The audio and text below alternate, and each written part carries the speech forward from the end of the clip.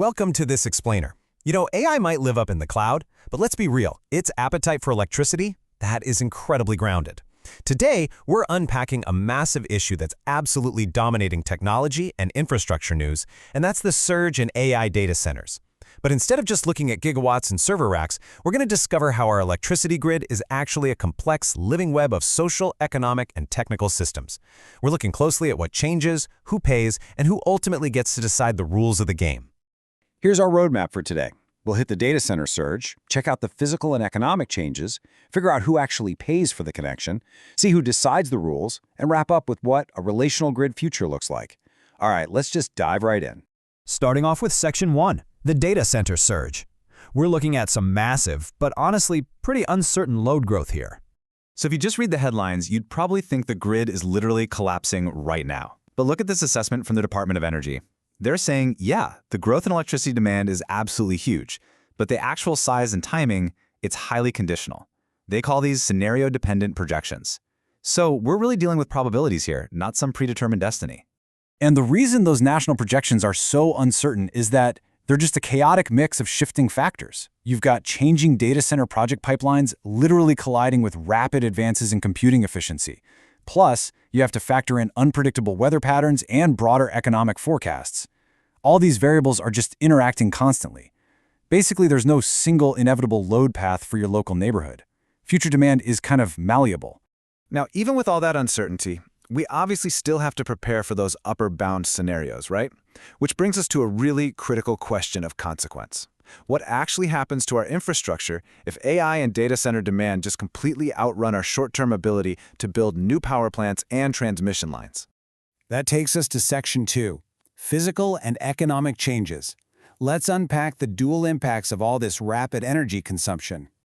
Okay, we really need to separate the physical strain on the grid from the economic strain. Physically, if we don't have enough clean energy and transmission capacity coming online fast enough, well, the grid might just have to fall back on heavier use of older gas or coal plants just to keep the lights on. But economically, that strain can trigger way higher wholesale electricity prices, meaning we're burning more fuel and paying more cash. And that varies wildly, depending on local market conditions and exactly where you live. Just a quick little warning on how to read this government data. When you see scary estimates about price spikes and generation effects, remember they're often what economists call modeled counterfactuals. Think of them like stress tests. They purposefully freeze future grid capacity in place just to show the raw stress of new load. They're absolutely not a literal forecast of your next utility bill. They're just illustrating the sheer magnitude of pressure the system is facing. But still, accommodating even a fraction of this projected growth, that's going to require billions in serious infrastructure investment. We're talking new substations, higher capacity wires, totally new generation facilities. So with all these massive upgrades looming, the obvious question is, who exactly bears the cost of this connection effort? Moving right into Section 3, who pays for connection? We are officially moving from the physics of electrons to the economics of tariffs. So the laws of physics, they don't care about fairness at all. But tariffs definitely do.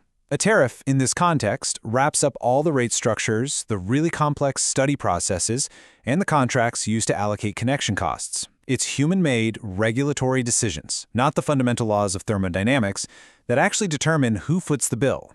And this is huge because it means the financial burden placed on, say, a multi-trillion-dollar tech developer versus everyday local ratepayers, that is entirely up for negotiation. How costs are carved up is an institutional choice.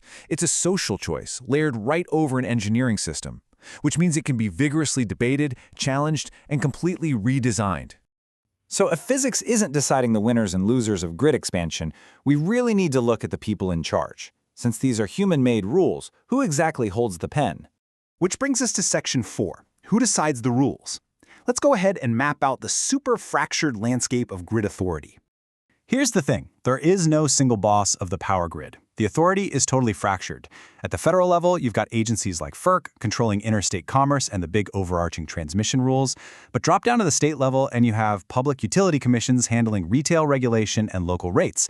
Then go local and you'll find municipal utility ownership and individual private contracts. It is literally a giant layered puzzle of public authority. Right now, federal regulators at FERC are trying to juggle 4 massive priorities for AI integration. They're looking at the speed of connection, system reliability, process transparency, and, crucially, protection against cost shifting onto everyday consumers. What's fascinating here is that they treat all these elements not as separate technical and social issues, but as one giant, tangled socio-technical knot. And because of this, we are literally right in the middle of a massive, active legal negotiation. The rules of the game are being written with wet ink as we speak. Regional operators are currently being forced to justify or just completely revise their interconnection rules. That means the eventual local tariffs and exactly how they're going to affect your neighborhood's distribution system are completely unsettled. All right, final section, Section 5, a relational grid future. Let's look at the practical stakes for everyday citizens. Ultimately, the biggest takeaway from this explainer is that integrating these AI data centers is way more than just an engineering puzzle. It's a profound socio-technical challenge. The grid is a living web. Every time a massive new facility connects, it ripples through the technical infrastructure, it alters the economic market, and it forces public policy to adapt. We're balancing physical load, market rules, and public authority all at the exact same time. I'm going to leave you with this one provocative thought. AI's energy demand might be completely unprecedented, but as we've seen today, the outcomes are absolutely not predetermined. Because the rules and tariffs are still being hotly debated across federal, state, and local jurisdictions, the future is really up for grabs. So how will you and your local community make your voices heard and advocate for your stake in the future of your local power? Thanks so much for joining me on this explainer, and stay curious.